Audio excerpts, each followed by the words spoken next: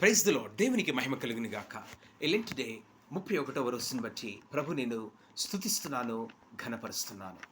మనము ధ్యానిస్తున్న అనేక అంశములను, ఈ సిలువ ధ్యాన అంశములను మనం గమనించినట్టయితే, కొంతమంది స్త్రీలు మన ప్రభు అయిన యేసుక్రీస్తు వారు సిలువలో మరణిస్తున్నప్పుడు దూరం నుంచి చూసిన వారు ఉన్నారు.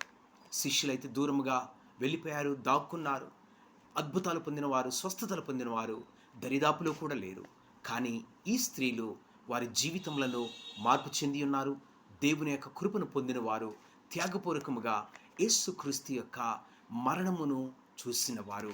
మార్కు సువార్త 15వ అధ్యాయము 39 నుంచి మనం గమనించినట్టయితే, కొందరు స్త్రీలు దూరం నుండి చూచుచుండిరి. వారిలో మగ్దలేని మరియయు, చిన్న యాకోబు, యేషే అని వారి తల్లి అయిన మరియయు, సొలోమియు ఉండిరి. ప్రభు అయిన క్రీస్తు కృప మనకి తోడే నడిపించునుగాక. క్రీస్తు కొరకు నిలవబడదాం.